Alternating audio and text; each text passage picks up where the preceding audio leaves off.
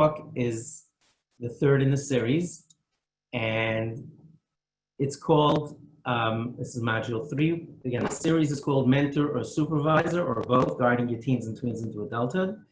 This is module 3, session 3, which is Would Your Kids Tell You? Having your kids seek your guidance, and in our language, mentorship, when they need it most. So that's what this is all going to be about. We're going to be talking about, is it possible, in fact, and what would that look like if your children were able to actually seek your guidance when they need it most.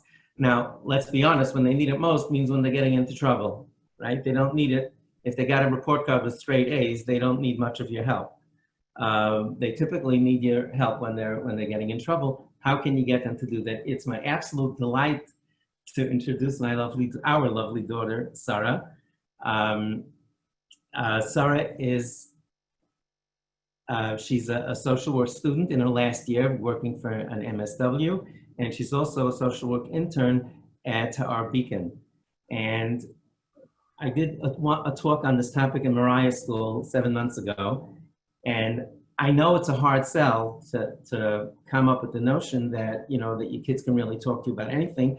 There are many practical questions, and I asked Sarah to come along, so I threw it open to Q&A, so you can ask any questions to me, or feel free to ask to Sarah. You can ask anything you like about what it was like growing up at home under those rules, and I hope you'll find it helpful and perhaps entertaining as well. Okay, I'll see you soon, Sarah. Thank you so much. So let's get going, please. Sarah's going to come back during Q&A. Again, good evening, everyone. Okay, so our topic again is Would Your Kids Tell You? And I'm going to walk you through the presentation, and I think we'll do what we did last time, that if you have a question that I'm absolutely not clear, feel free to wave a hand, digital hand, and Chesky, thank you very much, Chesky, again. Chesky's our man in the booth. He'll open up, but again, only if it's really important and you really don't understand what I'm saying.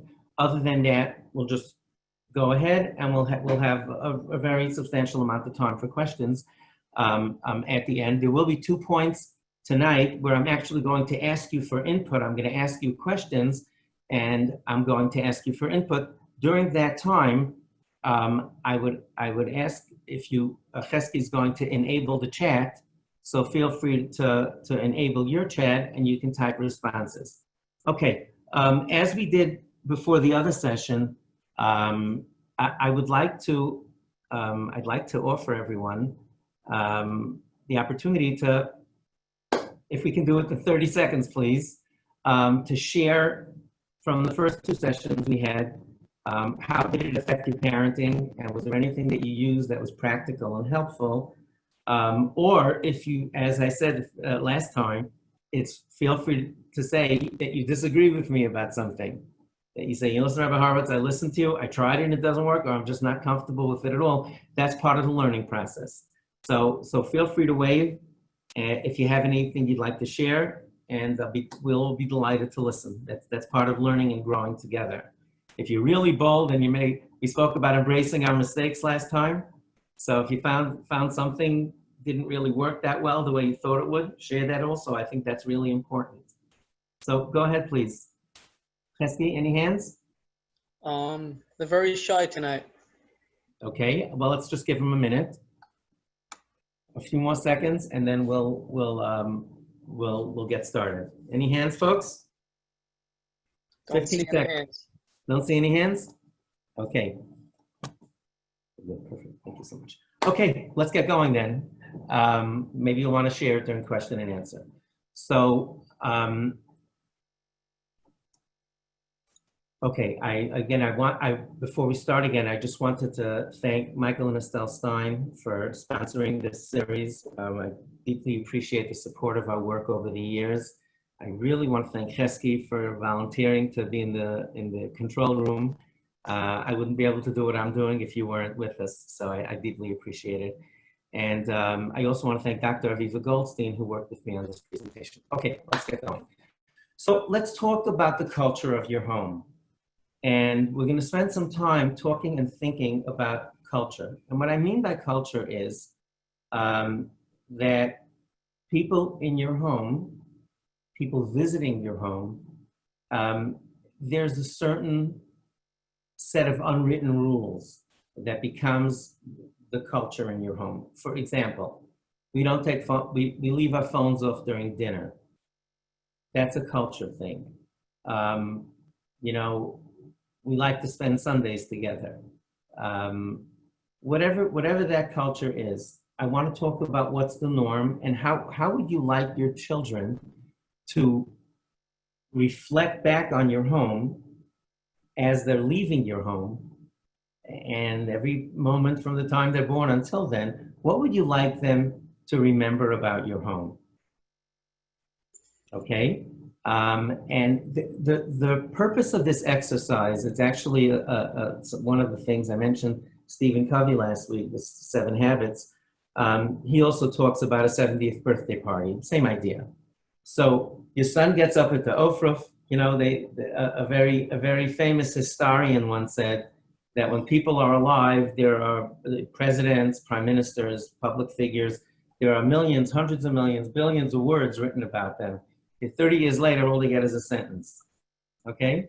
30 years later, you got a sentence. Truman dropped the bomb. Roosevelt won the war, right? That's this. What's your sentence going to be? And think about it. What would you like your children to say? Our home was. I leave it completely to you, but perhaps during the days or weeks as we're going through this process of studying and learning and thinking about parenting, I encourage you to think about what you would like your children to say about your home. And I propose to you that if you don't think about it, it probably won't happen. If you think about it and plan about it and build your home around these principles, I believe you'll have a much better chance of achieving them. Again, this is an open thing. There are no right or wrong answers. We're going to, tonight, as it relates to the issue of children confiding in their parents, there's some really important information that does relate to this exercise, and we're going to go back to it. Okay? I'll give you 2 examples of what it looks like when we have culture. Of the culture of a home. I don't mean culture, you know, class. It means the feel, the flavor, the unwritten rules, or you would say even the North Star of your home. What are the principles? We treat everybody with respect. You know, those types of things. And these things are very powerful, you know, and one thing that always struck me when I read it years ago, and I think about it often, you guys remember, ladies and gentlemen, you remember that Tylenol Scare? Probably a while ago. Anybody? Tylenol Scare? Okay, we got some hands. So what happened was there were a few bottles of Tylenol that were laced with poison, and Johnson & Johnson had a very tough call to make. I believe it was 8 or 9 people were injured or died, and Johnson & Johnson had a very tough call to make. The head of the company, do we go and pull everything off the shelf? Maybe we'll wait a little bit and see what it looks like. And they did an incredibly bold thing. They yanked every single one of their products of the Tylenol off the shelves worldwide. Imagine what a job that is. Imagine what a financial loss it was. And it turned out actually in the short term, it was horrible for them. In the long term, it was really fantastic because everybody built up the trust that they built up their trust in everybody's eyes because they did the responsible thing. So they interviewed the CEO. I read an article years ago, and shortly after it happened, someone said, like, how did you do this? Like, what made you, there were other ways you could have done this. And you see this in institutions, God forbid, they catch, an abuser is caught. So, some schools, like some institutions, let's not talk about it, or we give out a little bit of information, and some just come forward and say, listen, the kids matter. We're going to make sure that nobody's hurt, and if they were, they get help. That's a culture thing. So Tylenol did that thing. So they asked him how, what made you do this? And he said, oh, it's very simple.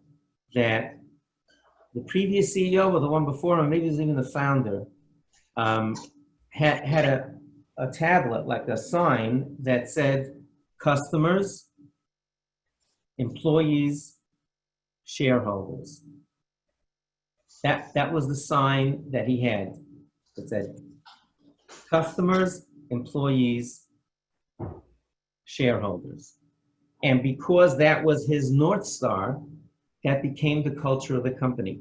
I'll get to the story with Rabbi Wein in Yeshiva Snow Days. It'll illustrate the point as well. And that became the culture of the company. So when he had a decision to make, the shareholders, at least temporarily, you can imagine the stock dropped considerably right away. Again, in the long term, it proved to be very, very healthy for them. But if he was just thinking about the current shareholders and how they're going to tide over the next year or two, he would have tried to do something differently. And if he was thinking of the workers, he would have thought, perhaps. But since the customers were first, he said, I just thought of that. And I said, customers come first. No one else is going to die on my watch. Out. Okay? And that's what I mean by culture. So Sunday family time, these are just two stories that struck with me, that struck me as being, culture. I have a very good friend of mine, and I actually I called him up and asked him for a meeting if we could meet over the weekend. I was soliciting him for a charity, a project that we were doing. And I said, can we meet over the weekend? And he said, Sundays for families. Sundays for my family, I'm saying. Sundays for family. Now, may Hashem forgive me. As you remember last time, I have a little contrarian streak there. So I met one of his sons that week or the following week, and I naturally went over to him and said, what are your Sundays like? Okay, what's Sunday like at home? And he said it with the same tone as his father, with the same, rhythm. He said, no, Sundays for family. Okay, so that was the culture of his home. We're busy all week. Sunday we spend time together. Rabbi Wein's story was our next door neighbor. I live about a mile from Rabbi Beryl Wein's former yeshiva, formerly headed by Rabbi Beryl Wein, till he made Aliyah to Israel, and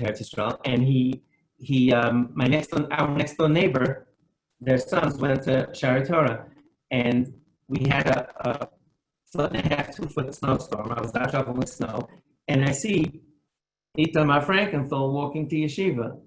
And I say, where are you going? School's closed. So he looked at me, he said, Rabbi Wein said, Shari Torah never closes. What was the interesting part? Rabbi Wein had already made Aliyah 5 years earlier. He wasn't even in yeshiva together with Rabbi Wein. And Rabbi Wein told it to the Rabbeim, and whenever there was a snow day, it just became part of the DNA of the yeshiva. Okay, and these are just two things. We do RV trips with our family. That's really part of our culture. And I had something. Remember the light on, sir? Light it. What? Never forget. What does it mean? Go ahead. Come on, Sarah. Let's go. She did not see this presentation, folks. I did not. Whenever my siblings and I were growing up, if we were out at night, we'd always see a light on outside the house.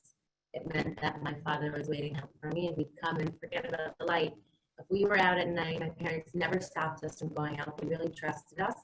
But my father was always on the couch waiting for us. And as many times as we told him, go to bed, you don't have to wait for us, we'll be fine. He was always on the couch waiting for us to make sure we got home safe.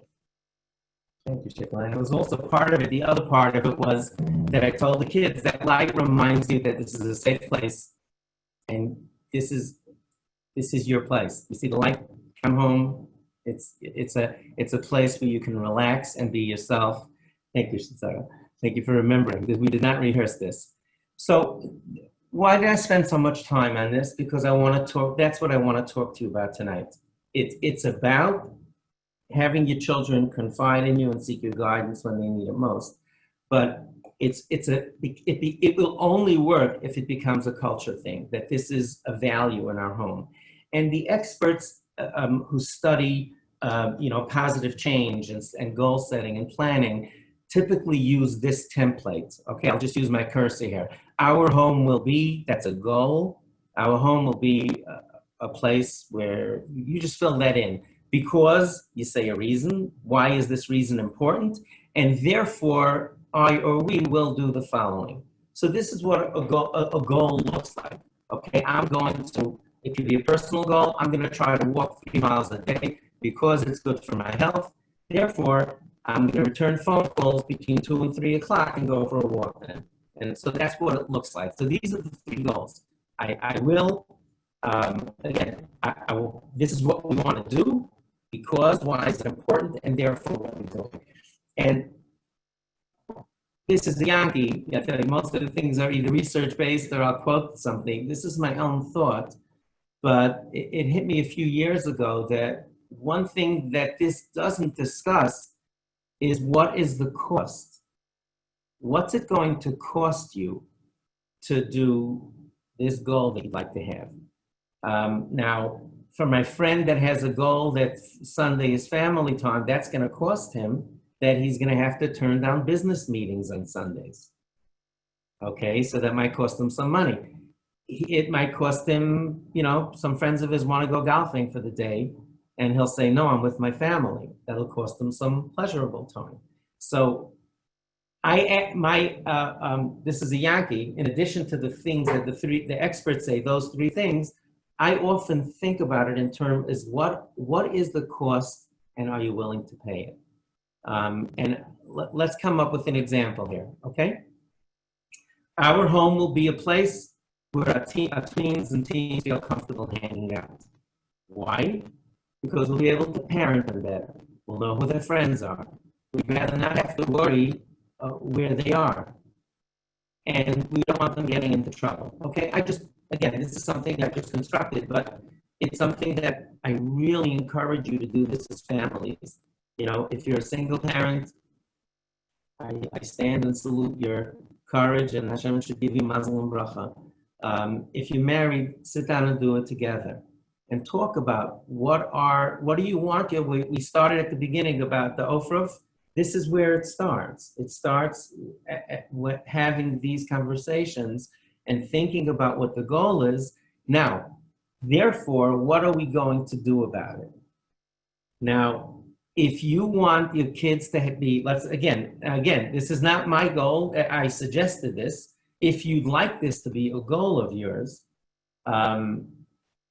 then I suggest you think about it, articulate which one of these 4 reasons, or maybe all of them. Maybe you have more of your own. And what are we doing about it, and where's the cost? I think it's an incredibly valuable, it's a very valuable goal, an important goal. It was one of the goals my wife and I tried to set when we were raising our children. I'll never forget, I was meeting with the parent, unfortunately was having terrible problems with one of the teenagers, and our son Shlomi had come home from yeshiva.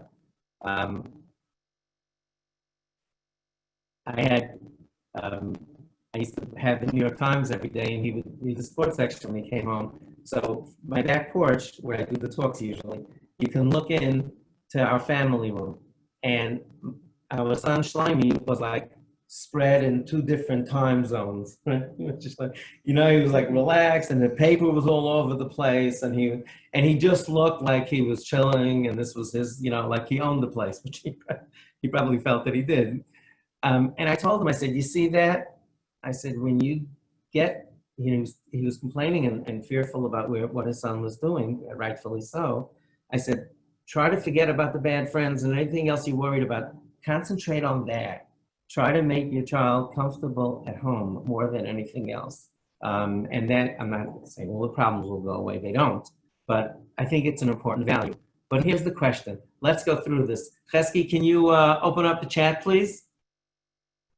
So here's the question. Chesky, do I have to open my chat or just I see it automatically?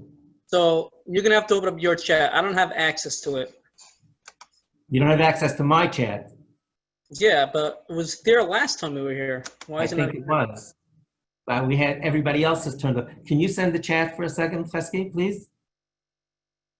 Say it again? Can you send me a chat, please? Is the chat enabled for our group? I'm checking. Thank you, Chesky. You're the best.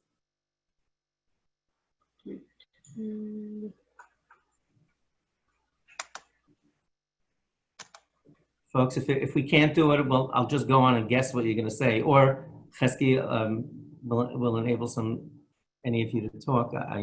Yeah, Rabbi Horowitz, for some reason, it needs to be from your end. Okay, I see it here. I got it. Okay, so I just turned it on, and do I have to refresh it? Maybe refresh it. I don't see it yet. Okay, 1 second, please. I really would like to do this because we're going to do this a second time. I'd like us to have. Are we enabled now? Give me 1 second. I'm gonna try to work some magic here. Sorry to keep you waiting, folks.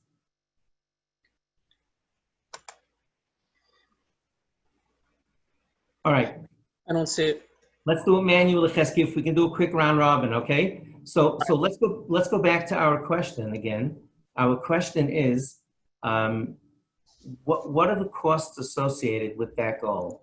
I'll start you off, okay? I started you off already. So again, the question is, having a home where tweens and teens feel comfortable hanging out will cost money. Why? Because you're gonna have to supply your kids with food. And you're gonna have to supply their friends with food. That's a lot of money. What else is it gonna cost you? Let's go. Can we do this, folks? Anybody? Raise a hand. Let's try to do this quickly if we can. Anyone, folks? What else is it gonna cost you? Yep, we have a hand. Go. Josh. Or Josh. Yeah. So What's it gonna cost you, Josh? it'll definitely cost you, let's say if you want to have more quiet time. So if you have your kids around more, so then that means less of your own private quiet time. Serenity, good. It's gonna cost you your serenity, very good. So it'll cost you money and it'll cost you serenity because now, you know, it's gonna sound like a freight train is going through all day and most of the night. Okay, go ahead. Anybody else? Yeah, we have Shira. Unmute yourself. Oh. Hi, I was gonna say time. Time for, because, Just putting in a lot of time to make sure that they have what they need, that you're around for them. excellent, good. Yeah, and the time also that you have to be there now, right? You know, Yeah. that's going to also, when the kids are off from school and they're hanging around, you can't leave 3 teenagers in your house if you value My your kids, we have a pool, we live in Florida. My kids like to night swim with their friends. There So you go. tonight we actually, for the first time this week, said no, and not everybody was so happy with us. But I just was like, I had this class and that's But it. you're entitled to your own time. Yeah. But in other words, you made a decision that tonight you're not going to do it. But if the default position is that you do it, that means that it's a tremendous investment of time. Okay, so we have Sure. money, serenity, time. Let's do 1 or 2 more. David. Go. David. David, you there? Yes, I just unmuted me. I Go ahead. was going to say time, but also having to choose between who can do it. Can't have 6 kids with 6 different groups all over at the same time. Okay, so you have to coordinate, right? That's more time and effort, right? You have to coordinate to see who's coming to the pool or who's coming to use the family room. Okay, great. 1 or 2 more. Yeah, we have Aviva. Go ahead, Aviva. Oh, yes. Hi. Aviva, or that really Aviva? No, it's the real Aviva. No, I think you have to exercise restraint. You know, the ability to kind of hold back from, you know, sharing what you may be feeling. Because you're going to make everybody uncomfortable. So it's going to Right. cost you. It's going to Right. cost It's the liberty of expressing yourself, right? It's gonna cost exactly. control. You're going to have to spend a lot of self-control on this. Okay, we have 1 more. One more. Gail Feinstein. Please. Yeah, I'm thinking something like I love this. Go. loss of feeling of in control, because if I'm going to let them have their expression and everything, I'm not going to, it's not Exactly. just going to be exactly the way I want it. It's not going to be, and one of the things that you also say is if you want to keep your children, and a corollary of that would be, thank you so much, Chesky. We'll mute everyone again. Thanks a million. So a corollary of that would be your standards. Because if you say we're not having X, Y, or Z in our home, the children are going to go off to a house that does have it. And it's not a simple decision. That might be harder than money and time and serenity. That you have to make a decision on what your standards are going to be in the house and what's in and what's out. So all of these things factor into your decision making. And this is when I said previously, that we have an issue of cost, this is expensive, right? This is an expensive thing. What you want to have this goal because it's important, because of those 4 reasons, you're going to have to pay for it. And when we get to hours now that we're talking about, okay, so here's where the rubber meets the road for us tonight. And this is what we've been building up to. If you want to mentor your tweens and teens, if you don't just want to be a supervisor, if you really want to mentor them, one of your goals will be or should be, or you might want to think about, that our home will be a place where our tweens and teens can talk to us about anything. And if you set that up as a goal, there's a cost for that too. And we'll talk about that. So I'm encouraging you to get into this frame of mind. First of all, obviously, you know, all of these talks, I really been spending a lot of time trying to make the best use of our time together and to walk you through these things. So we start off with the notion of that homes do have culture, a certain culture, a feel, a flavor to them. Examples of that, some goals that you might have as a culture, and this one tonight, if you want to guide your children, how can you guide them if they can't talk to you? Rav Shimon Schwab Zatzal, the legendary Rav of the German Kehillah, the Yakisha Kehillah in Frankfurt, you know, in America, in Washington Heights, he said that that the Torah describes the first time the word Reya is used, friend, is it says that when Yehuda sinned, when Yehuda did it with Tamar, he had some possessions. Long story, not for now, but he was basically comfortable confiding in this person. So it says he turned these things over, the yad, in the hand of Re'ehu, his friend, Ha'adulami. So Rav Schwab says that the Torah was telling us that a friend is someone you can tell anything to. Something you're embarrassed of, something you're not comfortable with, something that you don't know what to do about. And Yehuda was in a position, and he confided in him. And that's not that we were supposed to be friends to our children, but it means to have a certain comfort level. I put that asterisk in, that's Yankee, the white on bottom. That's my own, that's not Rav Schwab, didn't say that, but I'm adding to what Rav Schwab said, is that it wasn't a family member. He probably was more comfortable confiding in someone outside his family because he doesn't have to see them again. And, you know, he doesn't have to interact with them daily. It's much more embarrassing, which is another challenge of ours. Let's be honest. If you want your kids to talk to you, they're going to see you a lot. So factor that in, that what Rav Schwab said, very often it is easier talking to someone else. We'll go through research now. I'm going to walk you through some things again. Just like I did with the other research, I want to show you that it's there. That it's not only a thought and a feeling and a hunch, or even experiences that I've had over 40 years of dealing with teenagers, but that there's in fact research that supports this. And again, I really encourage you, take the time, you can watch it on YouTube afterwards, stop, you know, pause it and look up. This was Dr. Aviva Goldstein put this together with I love the way she did it with the Venn diagram. And there are 5 research studies that I'm going to, 5 different slides. I'll give you very kitzur in short form and then move on. But that when parents, number one, I'm following the cursor here, okay? Validation, empathy, no freaking out, meaning that parents that can take negative news that upsets them, and a child comes and tells them that they're having a problem with something, and not as difficult as it is for us. Right, one of you mentioned, right, that one of the things if you have your kids around is that you have to have more self-control. That parents that don't freak out, kids are more likely to talk to. Why are we laughing, Sarah? You want to say something? Go ahead, come on. Sarah wants. No, don't. Well, things that you're more comfortable talking to her about. Yes. My father has a tendency to stay very, very calm. So if there was anything I needed to talk Speak up a little, about, sweetheart. sure. If there was ever anything I needed to talk about, it was usually with this one, just because I knew that he'd be calmer when I when I broached the subject, then. And there my were mother- many or most things. She has the most amazing mother in the world, and many or most things Sarah was more comfortable talking to Udi, to my wife about. But and we'll talk later about some barriers. One of the barriers that we have, I'll give you an advance notice because we're going to be talking about those barriers. One of the things that come up there is you have the question of confidentiality. The parent, if I tell my parents, are they going to tell someone? We made a rule in our home, and again, just because Sarah mentioned it, thanks, Vika, thank you for saying it.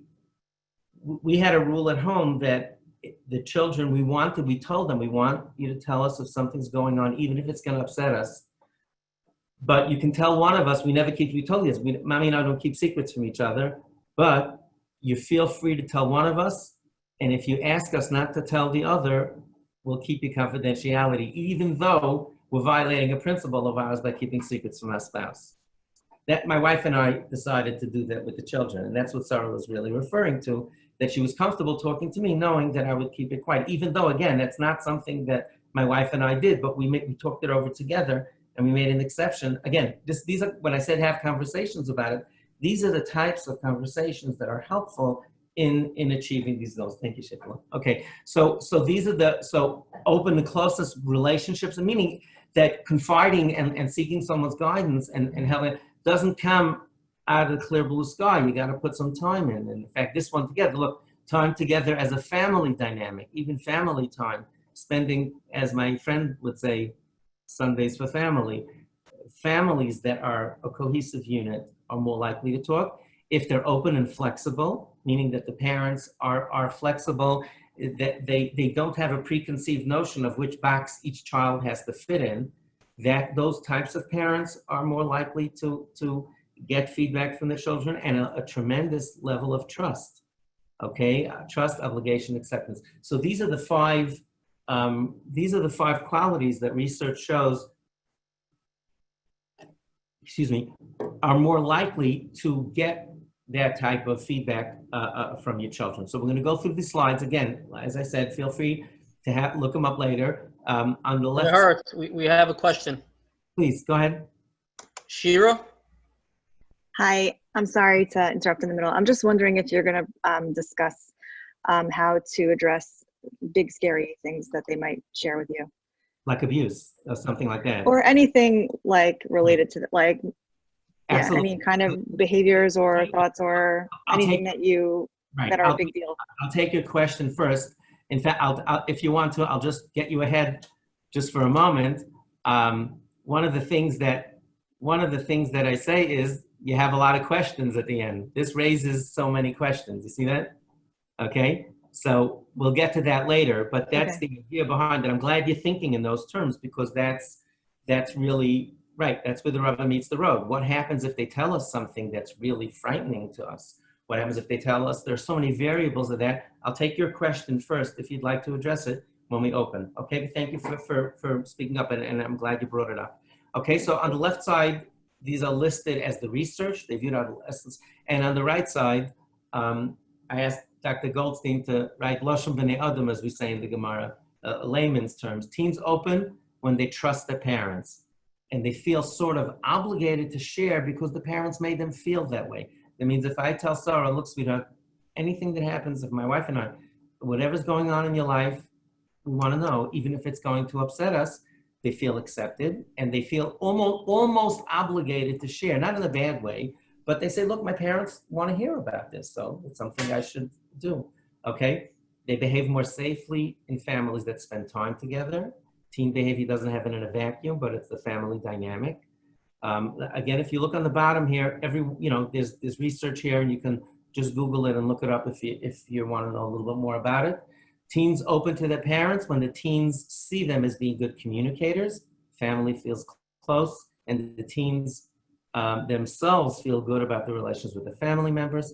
They share more when they say they're open-minded and flexible. Remember we had Thursday, we did the authoritarian and authoritative. So if people are rigid and closed-minded and I'm the boss, listen to me because I said so, the kids are less likely to talk to them, which is logical. And this was a study done specifically with young ladies that spoke to their mothers when they validated, understood, they empathized, and the ones who didn't were the ones who didn't. So this is just a chazara review of those 5. So again, it's perfectly logical. Nice to know that there's research that actually supports this. 2 more things, and then we're gonna get into another exercise, and then we'll open up for questions. This is called a runaway truck ram, okay?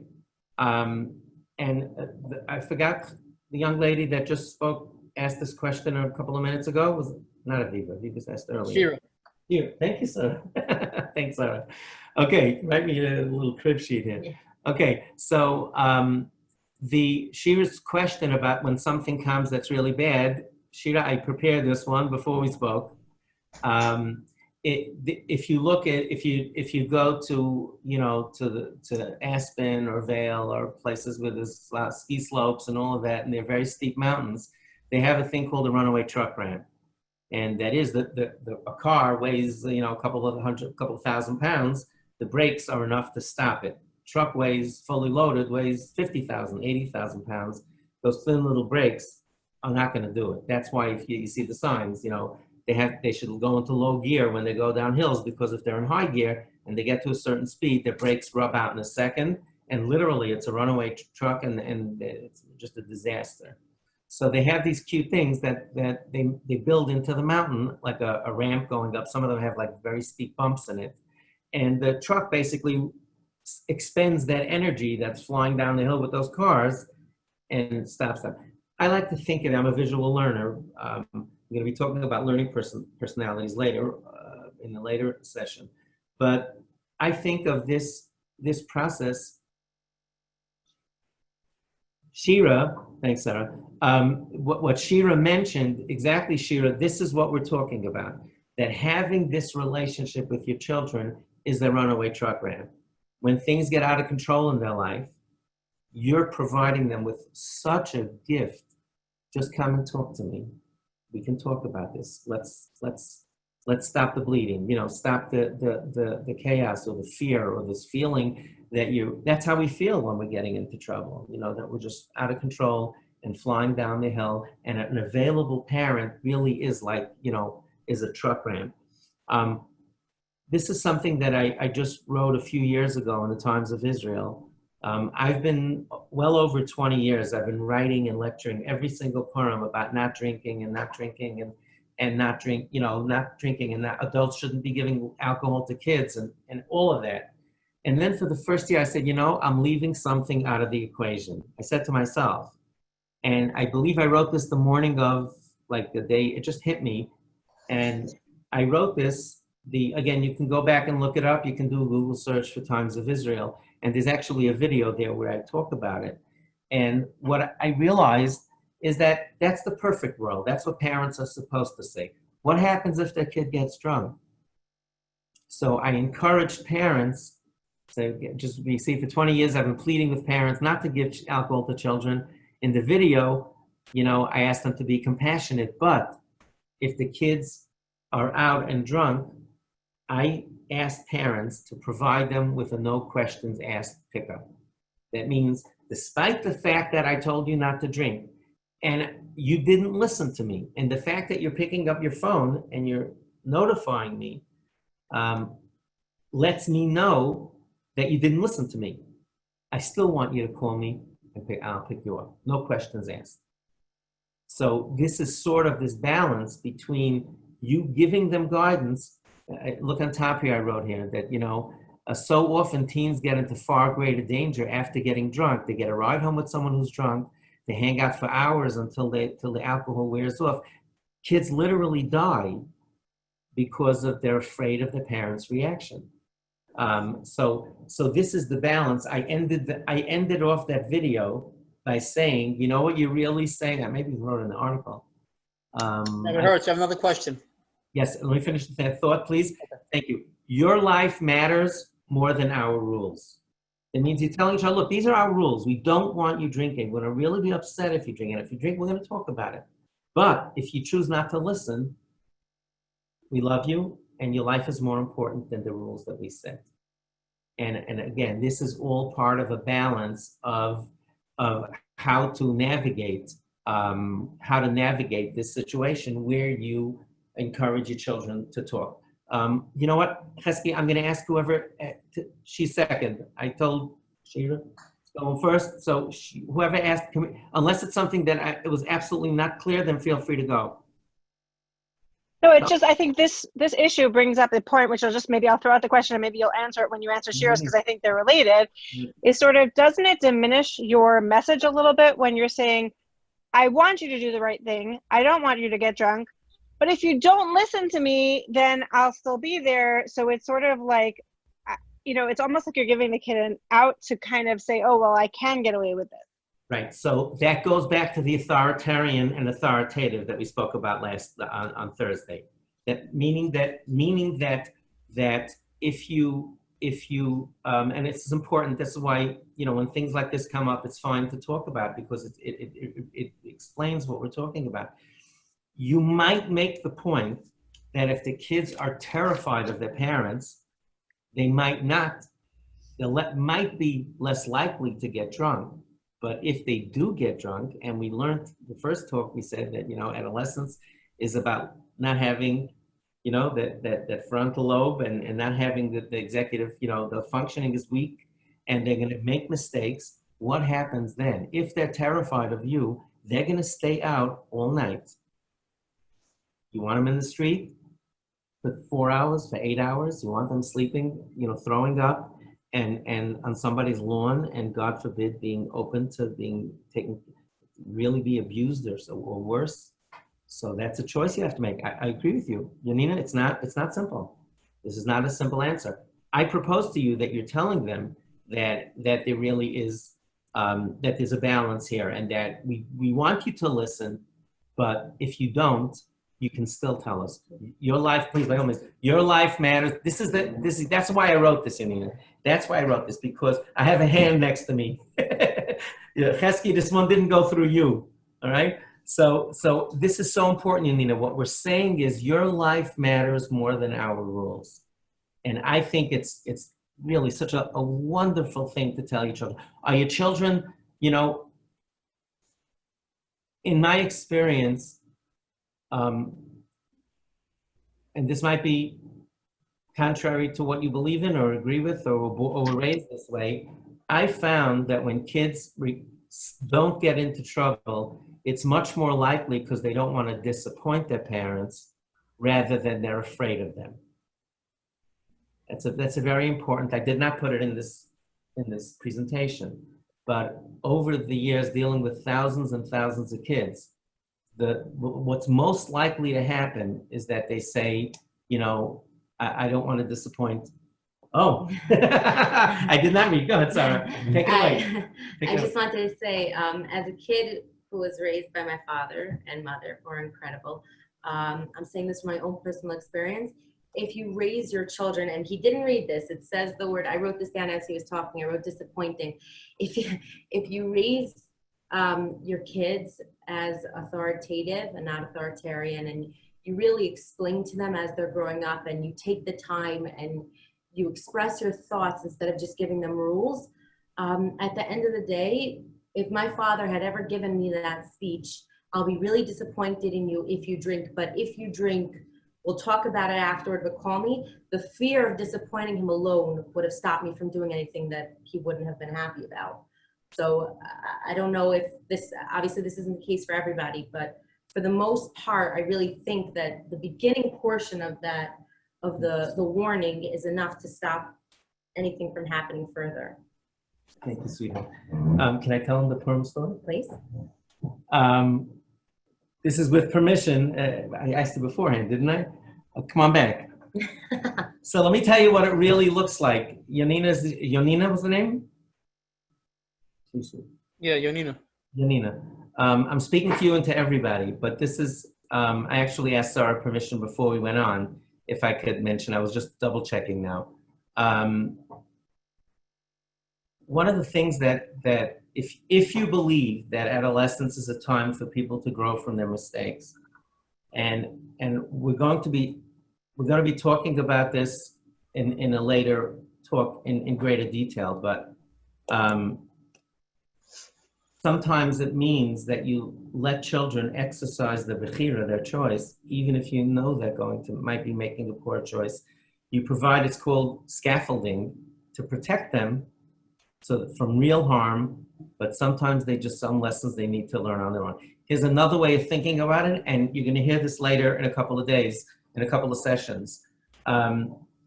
You have Sarah's our third daughter. She's our youngest.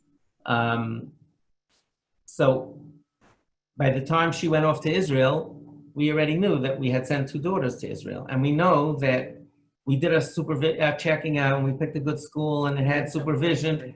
But what? I mean, I know that I'm not finished. But yeah, I know the Philip story. I'm building to this. So if you know that the kids are 6,000 miles away and they can do whatever they want, then you'll never know. Now, Sarah's 15 years old or 14 years old. I know because we had 2 other girls that's the way it is and that's the way life is. You know, the first kid is the challenging one because you don't really know the rules of the road yet. Now, Sarah's 14 years old. How are we preparing her to make good choices at 18 when we're not there? And if everything is forbidden until then, so what more seichel is she going to get from June when she graduates to 2 months later getting on the plane? I'm also an oppositional kid. Like I'm not I a didn't say- vanilla kid that listens didn't to say that. everybody. My nature is very oppositional. So. Like her Father. father. You remember I told you at the end at the first session that one of our children, I would say, don't clean up your room. That's my baby. Okay, so again, the Purim story goes like this. Sarah came to us when she was 15 and she asked if she can go to a Purim party. Now, I know pretty well what's going on in town, and the home that the party was in, we were not really comfortable. I did just throw out that I didn't know. Tell- I didn't know what would happen at the party. She didn't know that it was a crazy place. I checked up the Rishonim, the commentaries, and the poskim and all of that.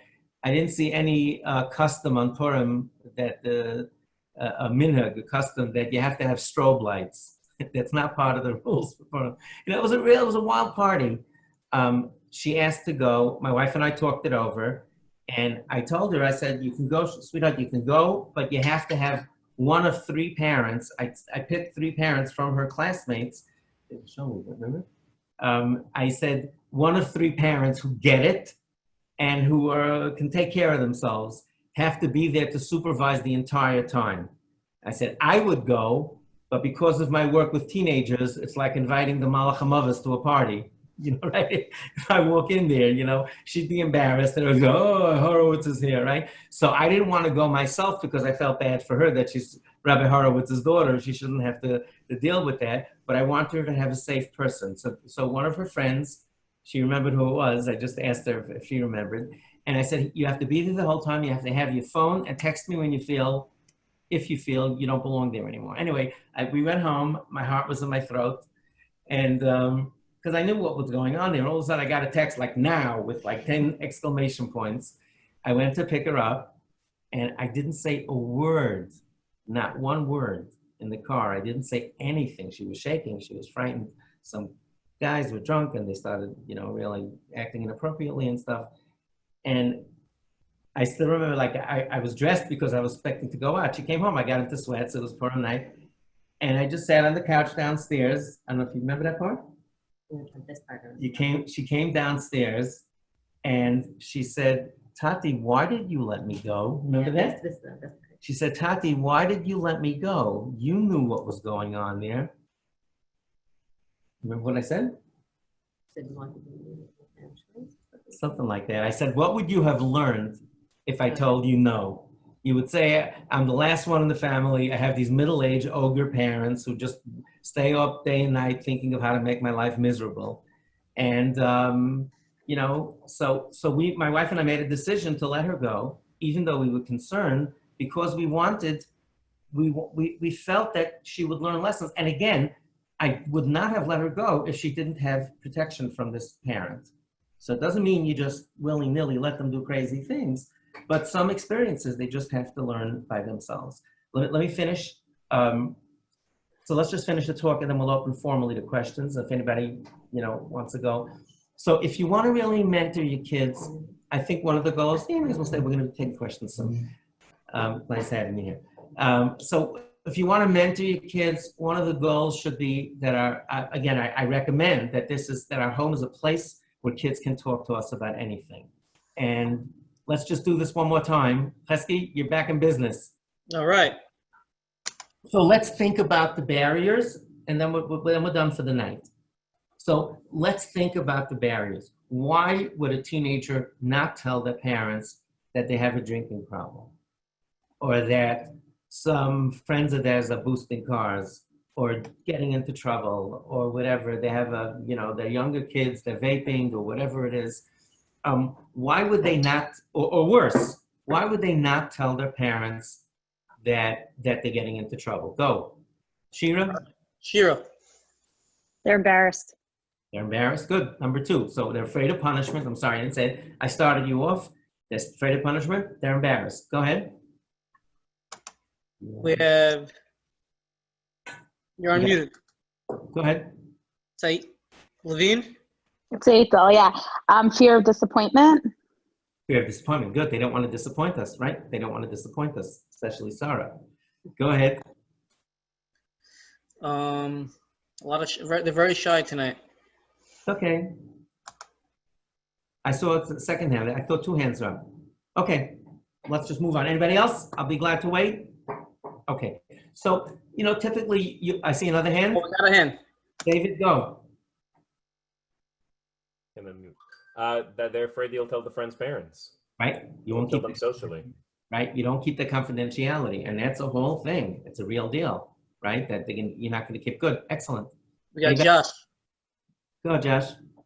I just have to give my wife credit because it was her idea, but then perhaps your parents won't let you hang out with those kids anymore, and you really want to hang out with them. What did you say, Josh? I'm sorry.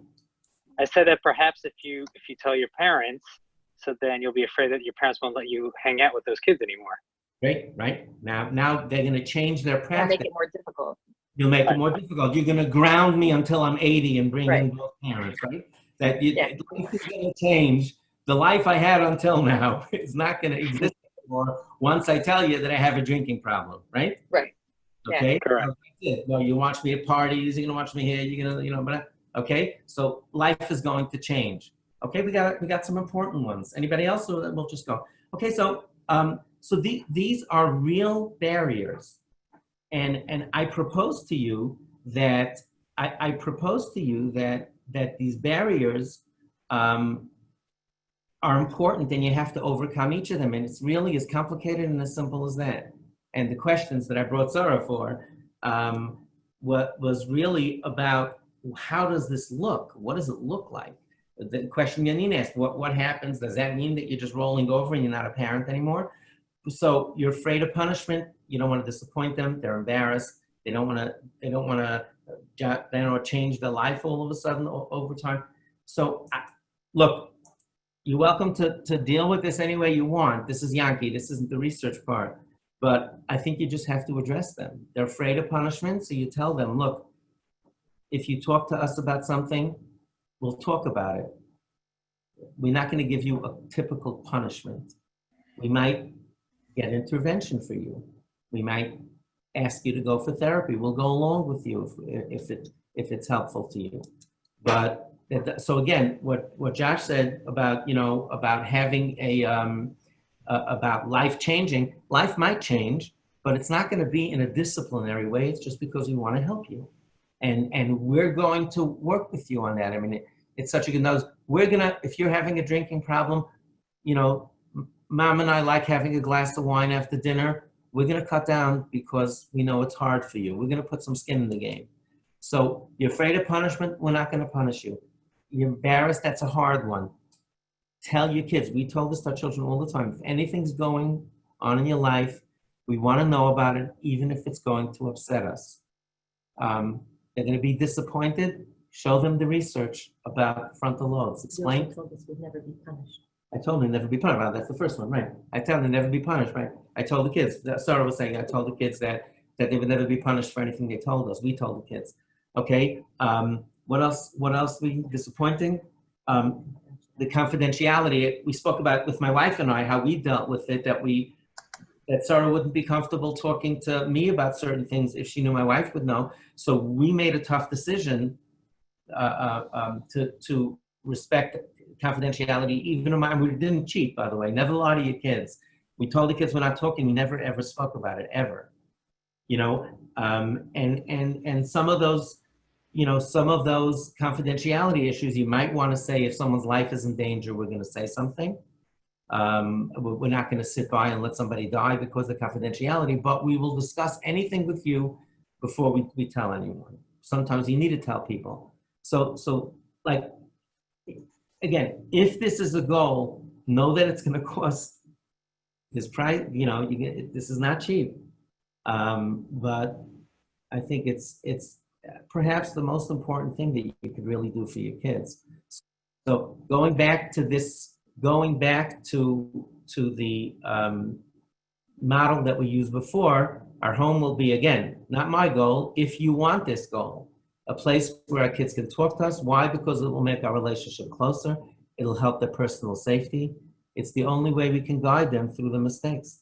And the personal, so when I mentioned about the off-ramp, so when children are being chas v'shalom really sexually abused or cyberbullied or bullied, including a very high-profile case recently, where a very prominent school that really did talk about culture, they really did the right thing. There was an assistant principal that was caught soliciting pictures, you know, from students of his, and the kid, it stopped because a 15-year-old kid spoke to his parents.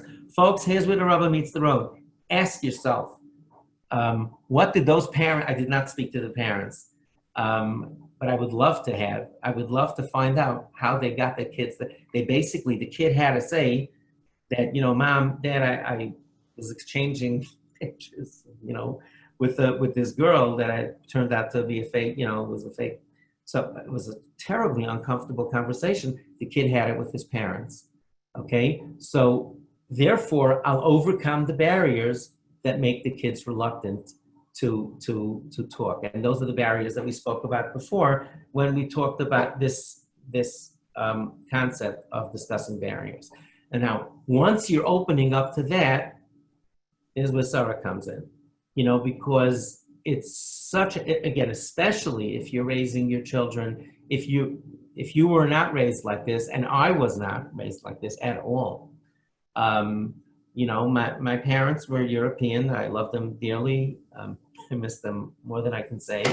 But, you know, they ran things, you know, children, you know, didn't, it was, I wouldn't say they were authoritarian, but it was certainly more, they didn't do timeouts, you know, they didn't do all of this stuff. We wouldn't have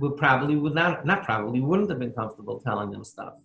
So there's an exchange for that. You make a decision as parents how you want to run this. So here's your questions. I'll throw out some to you. You know, come on, does this ever happen? Did he really talk to you? Does that mean it's okay? You just asked that. Are there no consequences? How will they ever learn?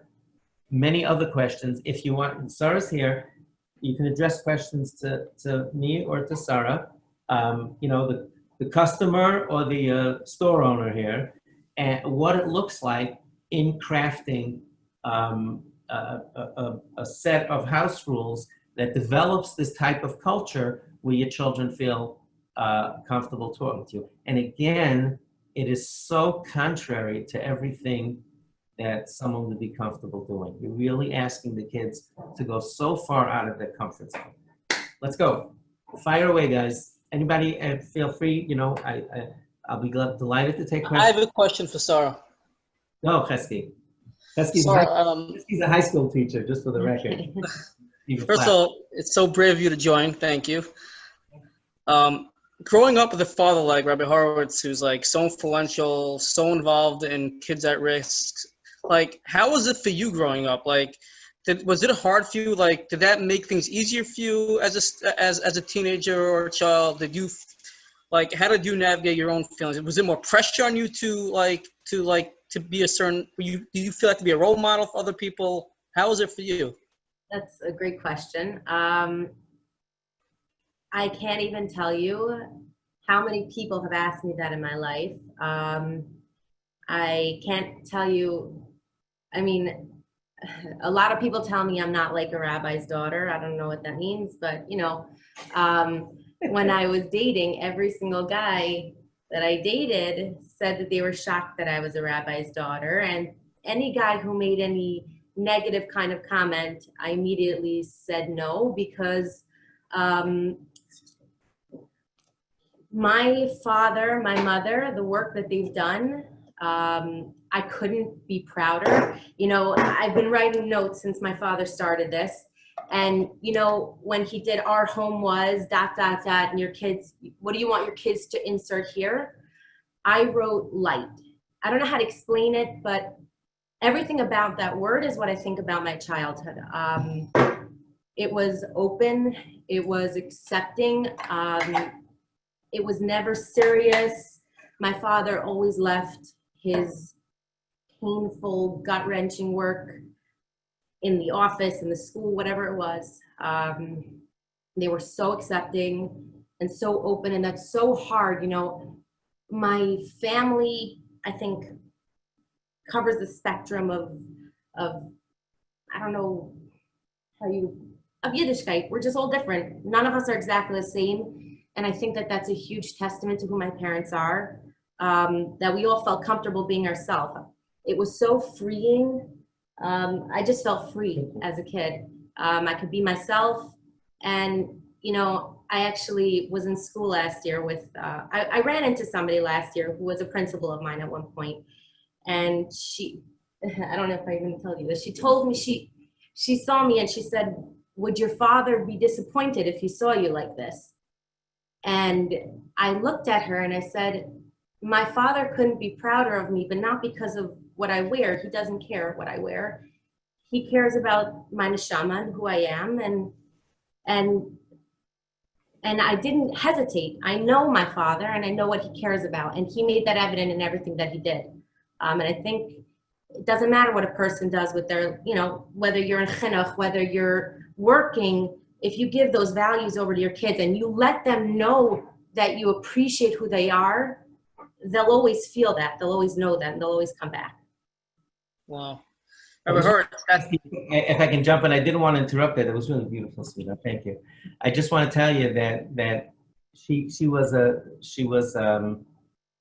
Sarah's our youngest. There's an 8-year spread between her and our older 4 children. In fact, that she grew up, if you're wondering how she's so poised and all of that, she was like, she was, you know, she used to sit around at 6 and 8 or whatever it was, discussing the kids' dates, you know, and all that.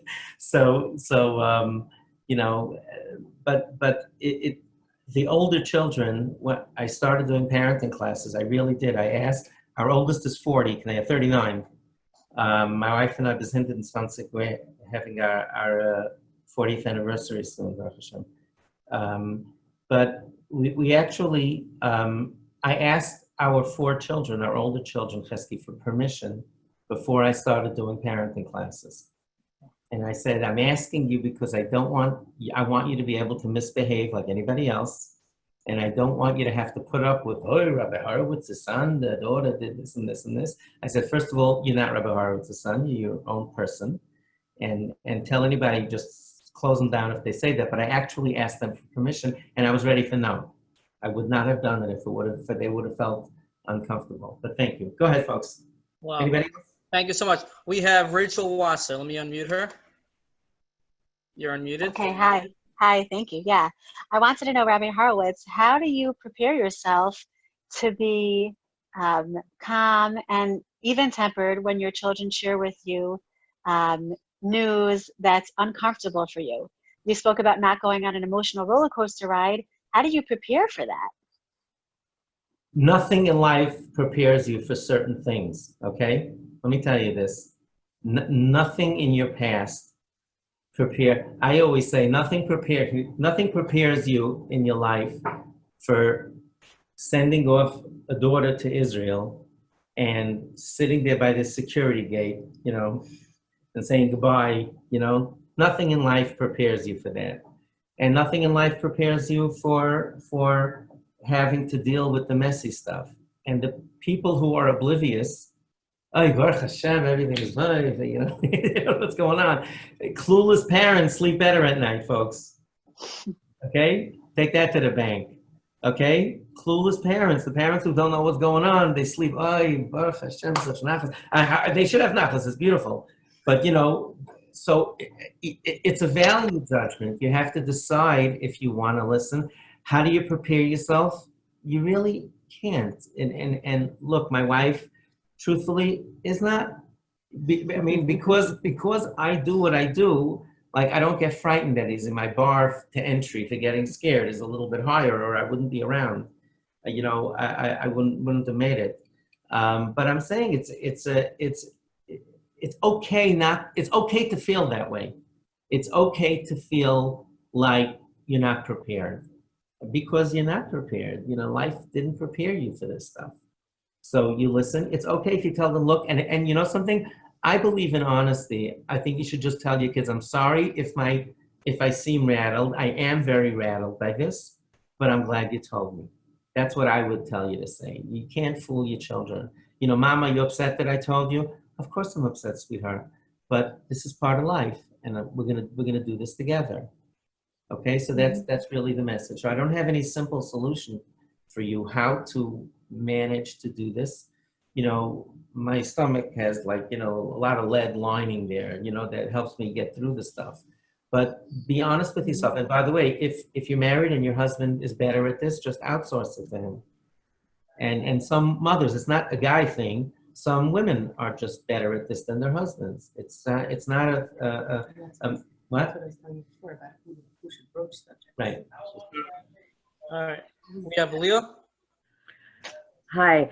So how do you balance, like, even if you believe that teenage age is a time for kids to, like, figure, you know, make mistakes and learn from it, how do you balance that with, like, some communities' approach where they're really hard on teenagers? So even if you're okay with that as a parent, like, you want to make sure they don't get hurt by the system. It's a very difficult question. I think I always marvel at, you'll forgive me, folks, I speak my mind. That's just the way I roll, so forgive me. I'm going to be very honest. I marvel in amazement that people try to get their kids into these super selective schools that are basically hanging up a sign that if your kid does anything wrong in the next 4 years, we're going to throw him out, or her. Like, why would you want to go to a school like this? When someone says, Baruch Hashem, we only have this, that, you know, they didn't come with that. You know, either they don't let children in or they send them away. So I think one of the things when you pick, especially a high school, or even elementary school, especially if you have a child that has my nature, that's a contrarian. I didn't say you, I didn't say you, Shekel.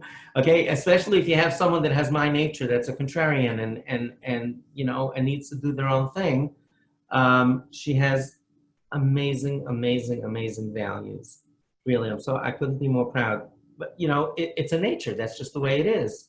So I'm saying, try to, if you have a child that you know is going to test the system, don't try to get them into yeshivas that have the best bachram in Lakewood. You know, I don't mean Lakewood literally, but you know, I'm saying the schools that are,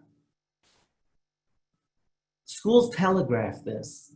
So, like, you know, you're getting into a 4-year, it's like you're entering into a 4-year agreement. In high school and elementary school, it's 10 years.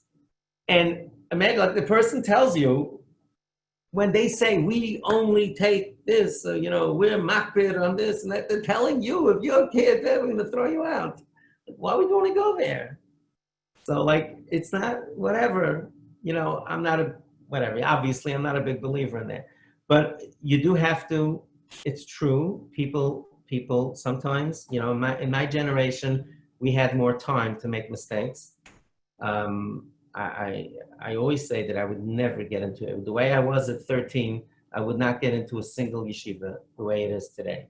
and I think it's very sad. I said it at an Aguda convention with 4,000 people in the room, and Mayetzes Gedalia Torah members there, and hundreds of rabbis in the audience. I said, none of you would have taken, I was speaking about teens at risk, but none of you would have taken me in your yeshivas the way I was at 13. You ready to write me off? And I love the Rosh Yeshiva. They asked me to start Project Yes. Don't think it wasn't a rebellion thing. I just was making the point that sometimes kids need time. So I do think sometimes you need to sit down with your kids and you say, listen, and that might be a practical thing to do. You say, look, we're tolerant at home and we're going to give you your space. You cannot do this in front of other people. And save it for the house. Like you might want to coach your children. Look, you're going to get suspended from school if you don't stop this, whether it's dress code or whether it's other things and stuff. So you can advise them to be discreet about it and not to harm themselves. You can't blame, I always tell kids, you can't blame people for judging you on what you show them. So it is a balance. It's not simple. Okay? Anyone else, folks? It's pretty quiet now. Shira, did I answer your question? Sarah's a big fan of yours, Shira. Is Shira around? She may have gone. Yeah. Okay. Folks, I hope you found this helpful. Anybody else? Go. Aviva's friend. Shira? Oh, 1 second. Hi, I'm still here. I just couldn't unmute myself. Yona, were you the one who wrote up the notes? One of our members, by the way, I sent an email today with a transcript of the first class. I sent an email. If you're not on my list, you might want to check your spam thing. Everybody who registered, I took your emails and I've been sending you, calming attractions for what the talk's going to be about, and also a YouTube video of previous classes. And one of our chaverim, one of our friends here, wrote up a transcript of the first class, which I thought was amazing. I put it in today's email. So it's a group email that's done by Constant Contact. So it might be in your spam box. So if you want to leave it there, that's fine. I don't get insulted that fast. It comes with a strong stomach. But if you do want to avail yourself of it, pull it out of the thing. Go ahead, please. So, Shira, you still want to go? No. We asked, I'm sorry. Hi. I think you answered all my questions. Thank you. My pleasure. Okay, go. Yeah. Yona. No, it's Yona's wife. Yeah, go ahead. She's not unmuted. Wait, I'll get her. Wait, I got it. I don't see her hand, so I don't know where she is. I got it. Go. Okay, go. Yes. Hi. How you doing? So you met my friend Aviva. You bring a lot. Yeah, you bring a lot of spunk to the group here. On behalf of everyone, I just want to thank you both. So I'm watching your husband carefully. He really was like egging me on to last time I. So go ahead. I'm very good at that. Go ahead. Be careful of the silent ones. Go ahead, please. So I think that we have like a pretty chilled home. And I think that we're pretty like open-minded and I think it's like a good vibe. But our 12 and 13-year-olds do not open up about things. Is that would you say that's because of their age, or would you say that we're not meeting all of those criteria, which is also possible because I do kind of, respond, let's say on my daughter's, on my 13-year-old's chats, one of the girls had posted something really inappropriate. So on the mom's chat, I was like, hey, just FYI, if anyone's not checking up on the phones, sometimes there are things that go on that are, you might want to check up on. So then it started like a whole thing on the mom's chat. But it was something that the moms needed to know about, and they needed to check their daughter's phone and see that, and then the moms went and spoke to the daughters that okay, this is what that meant, and this is what was okay and wasn't okay. So I do if there is something that I think is inappropriate, it's not something that happens so frequently, but I'm not like a wallflower. But that's what we call parenting. Parenting doesn't mean that you become their friend or you don't say anything when they do things wrong. That's part of your responsibility. I'm saying you're supposed to tell you. That's your job. That's what you're supposed to be doing. And it's perfectly normal for the kids to push back and be upset about it, and they'll get over it. It's fine. But she for sure wouldn't have come to me and said, this was on my chat. What does it mean? Is this, I'm scared by this. It's just the nature. Some people talk, some people don't. I told you, we spoke about this last time or the first class. People are who they are. And don't feel that you're failing if your child is a little more secretive or laid back. It may be who they are. Sometimes they parcel out little things and see how you're going to respond and do it accordingly. But, as long, like you said, if your environment at home is, you said, chilled and relaxed, and the kids feel comfortable in their own skin, then you're doing what you should be doing. And maybe they'll talk and maybe they won't. You want to say something? Yeah, if I can, just for a second. I remember my supervisor at my internship actually saying that children in general, it's more important for them to feel safe than it is for them to feel loved. And I know that that's a shocking statement, but at the end of the day, they need to know that you're sending a consistent message. The kids whose parents don't really care and aren't involved and aren't stepping in to protect them, they don't feel secure in their home. And that causes a lot more damage than, they may be angry at you today. They may be annoyed for a week. And I'm not saying you, I'm saying in general, if a parent does something that a kid doesn't like, they may be annoyed for a week. But at the end of the day, they know that you're there to protect them. And that is a much more concrete and valuable thing for them to understand than, oh, my parents let me do whatever I want. And if you study Maslow's hierarchy of needs, you might want to look at, you familiar? You might want to look it up. Safety is a lower level than family. So that to support what Sarah said and her teacher said, it's what I just want to jump in with next week. Thursday we're doing technology, but I just want to ask you: does your child know that you're checking up her phone? Yes. Or are you snooping? No. It's an agreement, and Perfect. Great. Because when parents call me and they say, oh, I just happened to be looking at my daughter's phone and I saw this, what do you think I should do? I said, put it back in the drawer, forget you saw it, don't talk about it, and don't you ever dare do that again. Because, I said, there aren't many, I always tell parents, there aren't many guarantees in life. But if you start a conversation with your kid saying, I looked at your phone, and there is no and. The conversation will never be about what you want to talk about. Your child is correctly going to say, how dare you check up on me.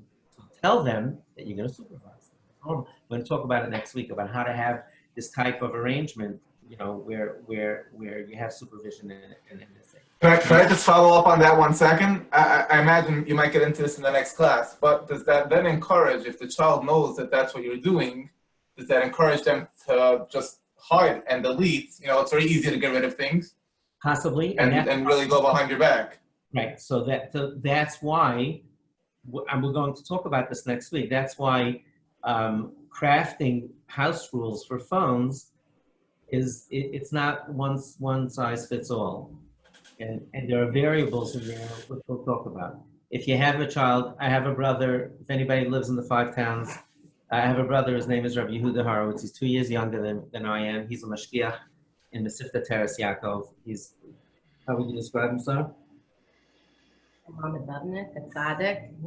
Yeah, she said Lamed Vavnik, one of the 36 hidden tzaddikim, a tzaddik, a malach, an angel. No one's ever accused me of that, folks.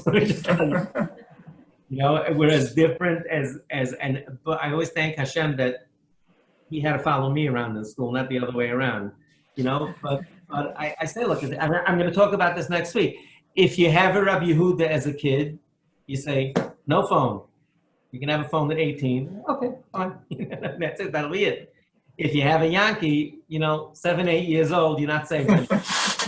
So all of this, we're going to really talk about it in depth, and I really want to give you some tools. I'm a big believer in doing this collaboratively with your children. So we'll talk about this next week. And I'm glad that you have an agreement with her and you told her that you're going to be checking. Do we have anyone else, Chesky? Yeah, we have Sarah Leifer. Go, Sarah. Hi, thank you so much. I really enjoyed the talk. I hope you're finding this helpful. I hope you are. No, it's good. Can I be heard? Yes, please, go. Oh, yeah, are you? Okay, thank you. Go ahead. Okay, I want to know if my son comes to me with information that he wants to share with me, and it's not things that I approve of, but he's happy to share it with me. He'll share with me that he got a new flavor to vape. He'll share with me that he watched a certain movie that is the same actor as another movie, and it's not things that I want him to be doing or wanting him to be seeing, but he's obviously wanting something from me by sharing that information with me. And I don't know how to respond to that. I'm not really sure what my reaction should be. So if the life is not in danger, vaping is a longer term thing. I'm not talking about, doing cocaine. But I think it's beautiful that he wants to share his life with you. So maybe you don't need to, respond. I don't think you need to, give him a high five that he found a new vaping flavor. But you just listen, you ask if something neutral, like, wow, is the taste different than the other one? Is there, a reason you like? Just make conversation. You'll find, all of you will find in Mirza Hashem, as you go through the journey and you do this, I kol hakavod to you that your son is doing this. Really, it's a wonderful, wonderful sign that he's comfortable with you. And you cash that in. You'll have a few cards of yours in your pocket for not responding. And when something really important comes up, you'll be able to say something and have some real currency. So I don't know necessarily that he's waiting for you to say anything wise or profound, but it's a conversation. He's not going to talk to you about, he's not going to talk to you about the Gemara he learned in school or didn't learn in school or whatever. But conversation is always helpful, and I think I don't think you need to respond, one way or the other. I got to tell you, all the years that I was teaching, Josh, all the years that I was teaching, I never went to yeshiva without reading the sports section. You know that? One second, I'll mute you, Josh.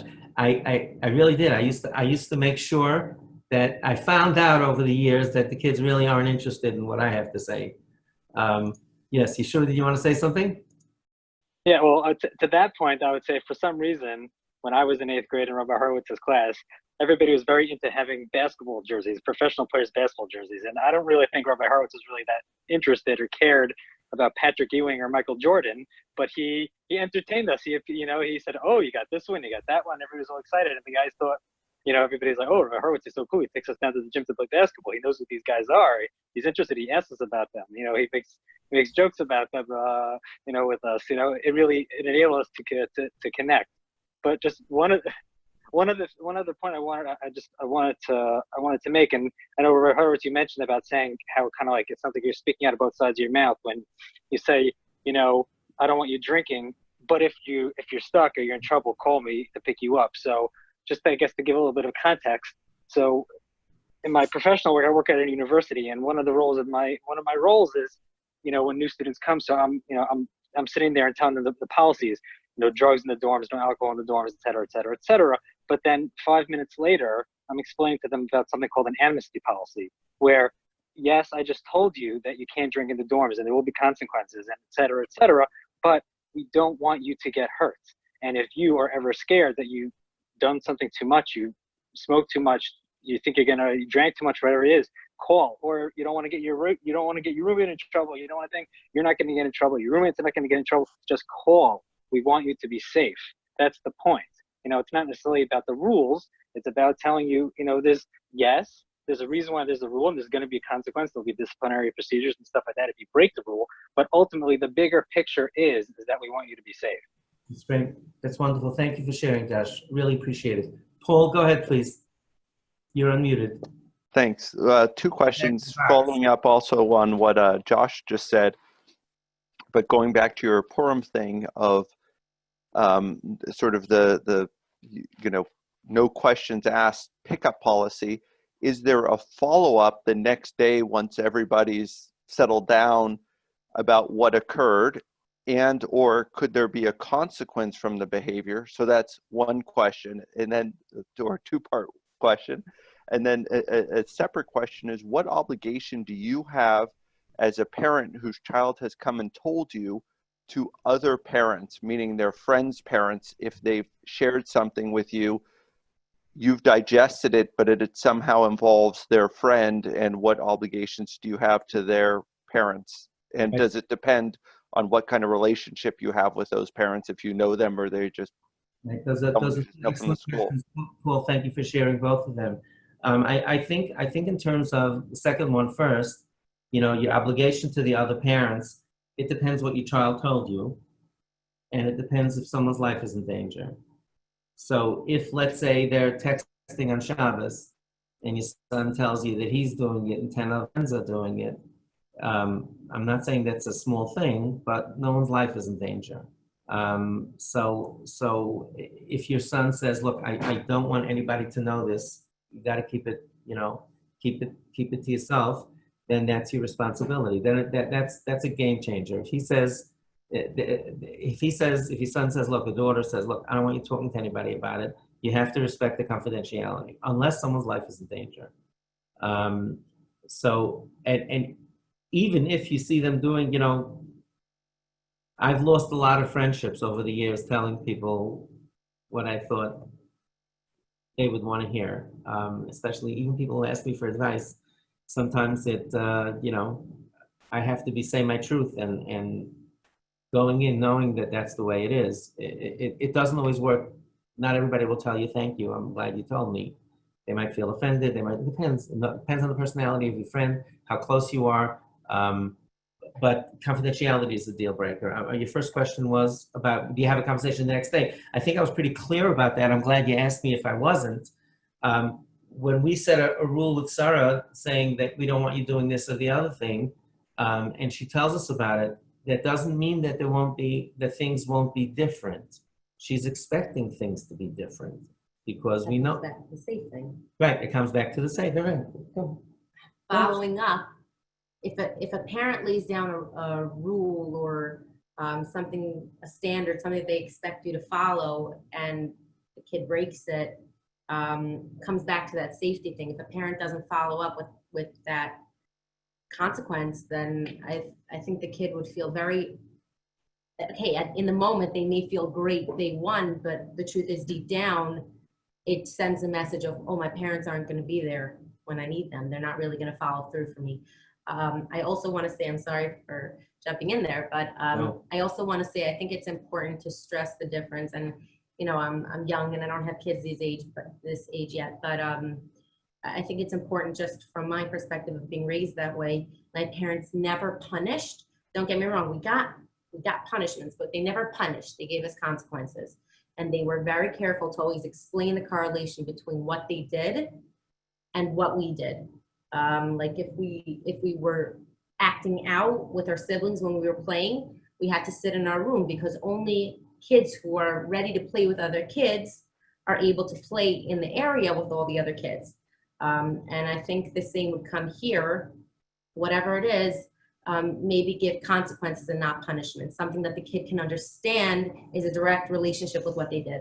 That's beautiful. Thank you, Shifra. It's absolutely true. And in fact, if you want to, Paul, look it up, if to do a little research on that yourself, it's called, I'm going to unmute you again, Paul, so you have to follow. If you want to do some research on it, just look up outcome-based parenting or consequences. The Torah, I think we're going to end with you, Paul. It's really late, and I'm delighted I think this conversation is at least important, probably more than what I had to say, than my presentation. This is where the rubber meets the road, as we say.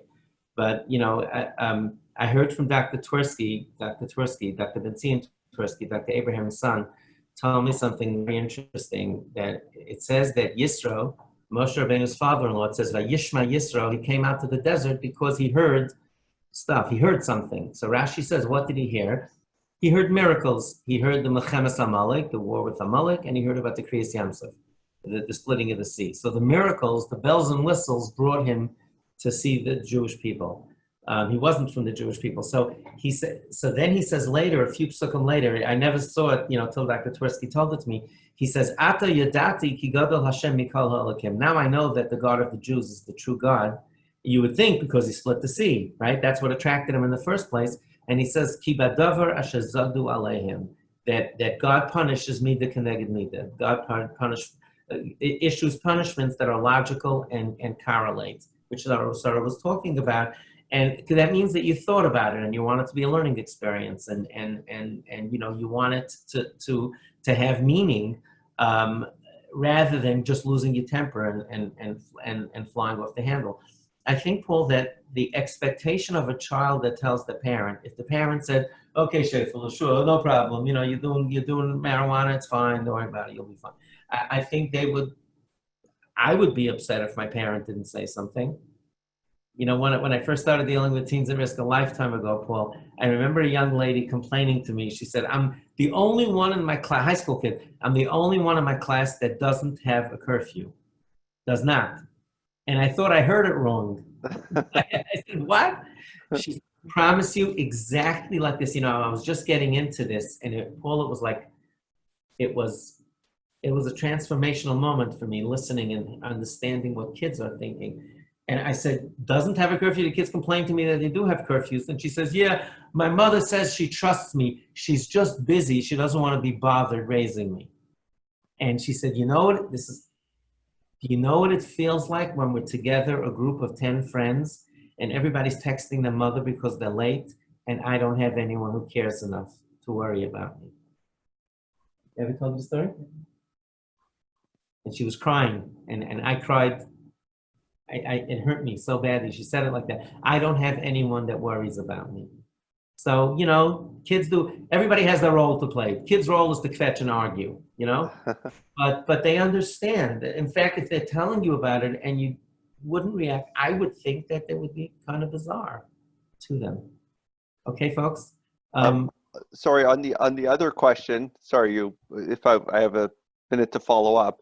On the question of what are your duties to other parents, you said, well, if your kid says, "Well, this is confidential," do you have to have a conversation of, when you tell me it's confidential, it's subject to it not being life-threatening? And then the other thing is, you said people were hurt over the years when you shared your opinion, but you also seem to say you should be keeping things to yourself unless they're life-threatening. So in what cases are you talking to those other parents? Is it just when they asked you for advice, as opposed to you hearing something about their child that you came to them and said, "Your kid's speeding," or "Your kid's touching these substances," or whatever? Thank you for following it. This really is important. So when I was talking about it, I meant, people would ask me for advice. And, when someone asks me for advice, I treat them like I would my own child. And I just say, sometimes I say, "You sure you want to hear?" I usually say something like that. And they say, "Yeah, sure." And, sometimes it's painful for me on a personal level, because I know that in all likelihood we might not speak again. And I feel a responsibility to say what's on my mind. Not what's on my mind, what the person asked me. But as far as telling people things that I've heard in the street, I generally don't, unless it's really important, or unless I have a close relationship. And you also have to know the people. In other words, some parents will behave terribly. If someone's an authoritarian parent and they're going to just go crazy and throw the kid out of the house and all of that, it's like a mishmash of a lot of different factors. So there isn't one answer. All of those components. How's the parent going to handle this? So if your child tells you, what we told our kids, if you tell me to keep it confidential, I'm going to keep it confidential unless someone's life is in danger. Okay, that's why I said even Shabbos, the Torah values life, Shabbos, life is docha Shabbos, pushes away Shabbos if someone's life is in danger. And then you judge it accordingly. Do you tell the other parents? I think there are many, many, many factors that come to bear in this, and it's all together. Okay, folks, thank you so much. Continue the journey. I would just tell you, I would just ask you to be emissaries if you found that this is helpful and you feel that it's, helping you think. Spread the word among your friends. Send them links. I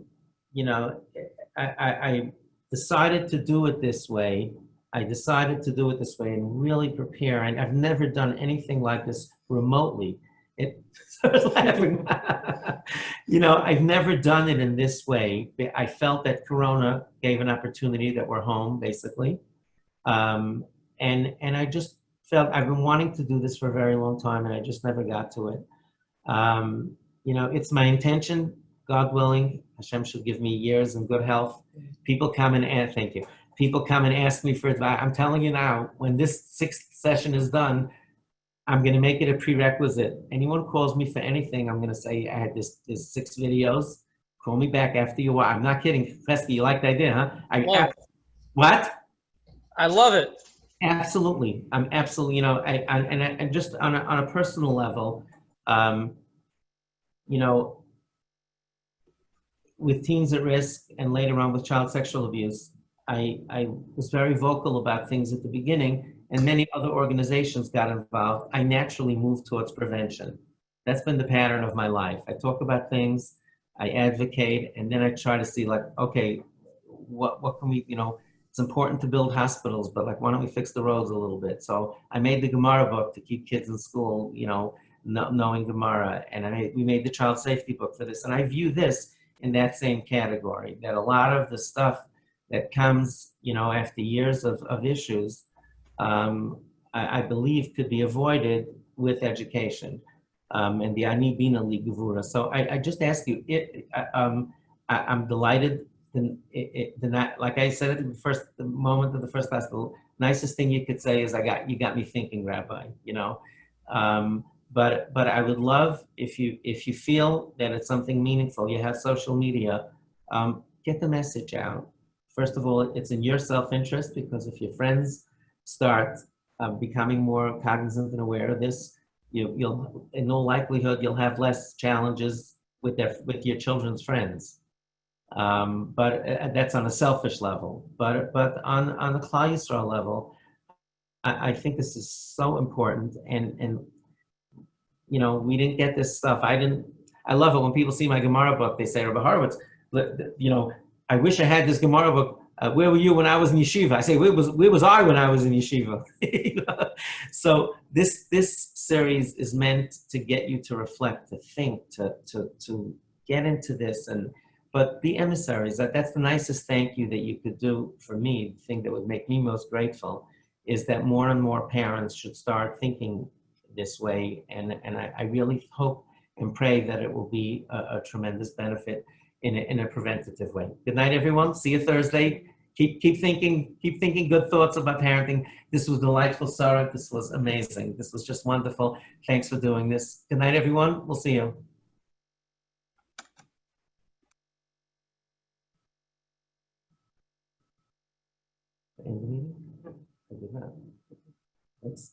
And thank you, darling. It's so good you're here. Hey, where did it disappear? Go ahead, Sarah.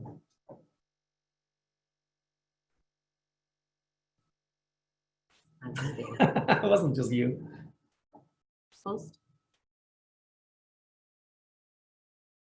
You guys are having a good time watching us try to turn it off, huh? Okay, one second. Your mouse went by. The mouse is here. Oh, let me try it. Got it? No. No, let me try it again. One second.